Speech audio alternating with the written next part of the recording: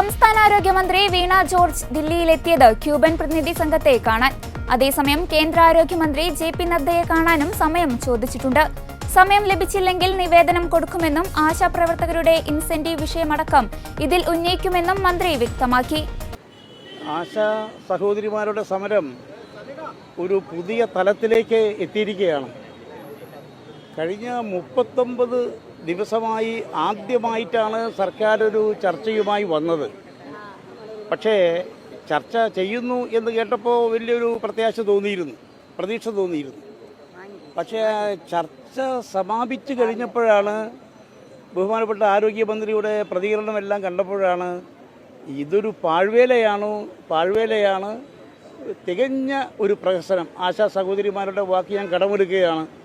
അതൊരു പ്രഹസനം, തികഞ്ഞ പ്രഹസനം മാത്രമായി മാറുകയായിരുന്നു. ഒരു ഗവൺമെൻറ് ഇങ്ങനെയാണ് ഒരു പ്രശ്നം കൈകാര്യം ചെയ്യേണ്ടത്? എനിക്ക് അത്ഭുതപ്പെടുകയാണ്. എത്രയോ സർക്കാരുകൾ കേരളത്തിൽ വന്നിട്ടുണ്ട്. എന്തെല്ലാം സങ്കീർണമായ പ്രശ്നങ്ങൾക്ക് പരിഹാരമുണ്ടാക്കിയിട്ടുണ്ട്. ഒരു പുതിയ കാര്യമല്ലല്ലോ. സമരം പുതിയ കാര്യമാണോ?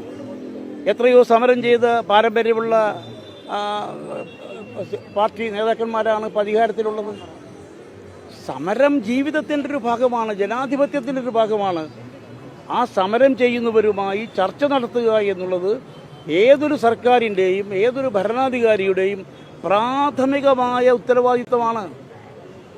പക്ഷെ ഒരു കമ്മ്യൂണിസ്റ്റ് ഗവൺമെൻറ്, ഒരു ഇടതുപക്ഷ ഗവൺമെൻറ് സമരം ചെയ്യുന്ന, പ്രത്യേകിച്ചും കേരളത്തിലെ ആരോഗ്യരംഗത്ത് നിസ്വാർത്ഥ പ്രവർത്തനങ്ങളുമായി ജനങ്ങൾക്ക് വേണ്ടി നിലകൊള്ളുന്ന ആശാപ്രവർത്തകരെ ഒന്നാമത് സമരത്തിലേക്ക് തള്ളിവിടാൻ പാടില്ലായിരുന്നു. അവർ നിവേദനം കൊടുത്തപ്പോൾ തന്നെ ചർച്ച ചെയ്ത് പരിഹാരം ഉണ്ടാക്കേണ്ടതായിരുന്നു. പക്ഷെ അതേ സമയത്ത് അവർ സമരത്തിലേക്ക് തള്ളിവിട്ടു. 39ാമത്തെ ദിവസമാണ് ചർച്ച നടത്തുന്നത്. ഇപ്പിതാ അവർ നിരാഹാര സമരത്തിന് നിർബന്ധിതമാകുന്ന ഒരു തലത്തിലേക്ക് എത്തിയിരിക്കുകയാണ്. മന്ത്രി ഇന്ന് ദില്ലിയിലേക്ക് പോയിരിക്കുകയാണ് ചർച്ചകൾ നടത്താൻ. മന്ത്രി വൈകി വന്ന് വിവേകം എന്നല്ലാതെ എന്ത് പറയാനാണ്? എനിക്ക് വളരെ ദുഃഖമുണ്ട്. കാരണം ഇങ്ങനെയല്ല ഒരു ജനാധിപത്യ ഗവൺമെൻറ് ജനങ്ങളുടെ പ്രശ്നങ്ങൾ പരിഹരിക്കാൻ, സാധാരണക്കാരുടെ പ്രശ്നങ്ങൾ പരിഹരിക്കാൻ ആ സർക്കാരിൻ്റെ സമീപനം ഒരിക്കലും ഇതാകരുത്.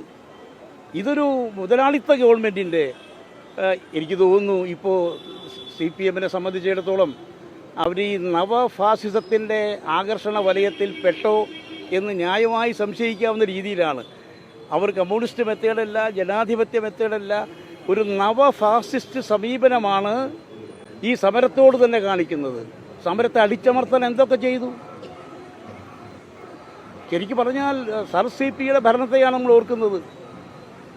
എന്തെല്ലാം ചെയ്തു സമരത്തെ പരാജയപ്പെടുത്താൻ. എന്നിട്ട് പേരിൻ്റെ ഒരു ചർച്ച. ഒരു കാര്യം ഞാൻ തുറന്നു പറയട്ടെ, ഈ പിണറായി സർക്കാരിൻ്റെ പരാജയത്തിൻ്റെ ഏറ്റവും വലിയ ഉദാഹരണമാണ്, ഭരണപരാജയത്തിൻ്റെ ഏറ്റവും വലിയ ഉദാഹരണമാണ്. ഇനിയെങ്കിലും കണ്ണു തുറന്ന് യാഥാർത്ഥ്യബോധത്തോടെ ദുരഭിമാനം കൈവിട്ട് പിടിവാശി ഉപേക്ഷിച്ച് രാഷ്ട്രീയ സങ്കുചിതത്വം വേണ്ടെന്ന് വെച്ച് ഇനിയെങ്കിലും യാഥാർത്ഥ്യബോധത്തോടെ ഈ സഹോദരിമാരുടെ പ്രശ്നങ്ങൾക്ക് പരിഹാരമുണ്ടാകാൻ സർക്കാരിന് ബോധോദയം ഉണ്ടാകട്ടെ എന്ന് ആത്മാർത്ഥമായി ഞാൻ പ്രത്യാശിക്കുകയാണ്, പ്രതീക്ഷിക്കുകയാണ്. ആശാവർക്കർമാർ, എയിംസ് തുടങ്ങിയ വിഷയങ്ങൾ കേന്ദ്ര ആരോഗ്യമന്ത്രിയെ കണ്ട് ഉന്നയിക്കും.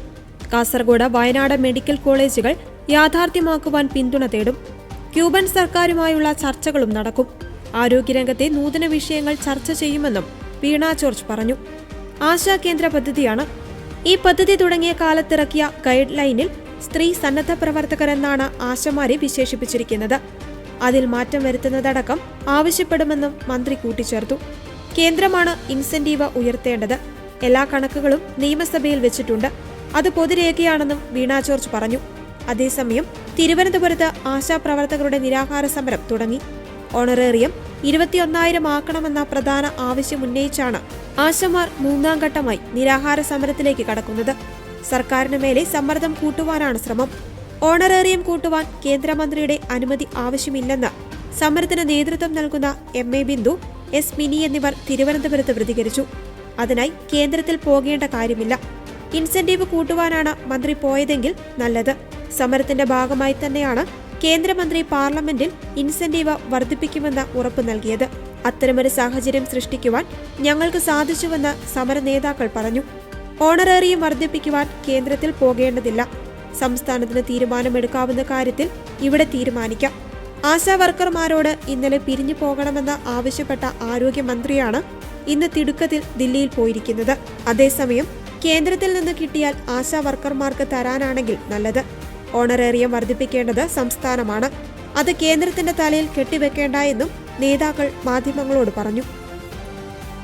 കൂട്ടി ലഭിക്കുകയാണെങ്കിൽ നമുക്ക് സന്തോഷമേ ഉള്ളൂ. കാരണം മിനിസ്റ്റർക്ക് അവിടെ പോയി ഇൻസെന്റീവ് കൂട്ടി ചോദിക്കാനുള്ള ഒരു സാഹചര്യം നമ്മൾ ഉണ്ടാക്കി കൊടുത്തിട്ടുണ്ട്.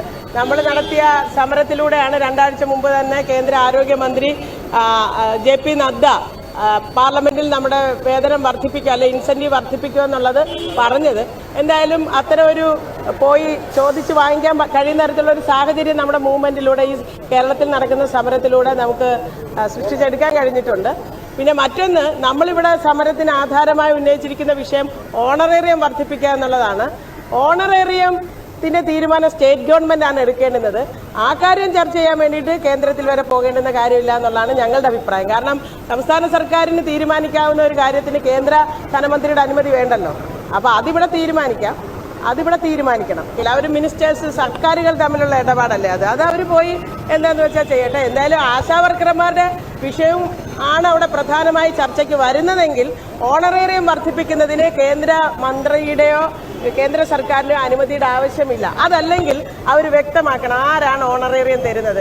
കേന്ദ്ര ഗവൺമെന്റ് തരുന്ന ഫണ്ടിൽ നിന്നാണ് ഓണറേറിയം തരുന്നത്, സംസ്ഥാന സർക്കാരാണോ ഓണറേറിയം തരുന്നതെന്ന് വ്യക്തമാക്കണം.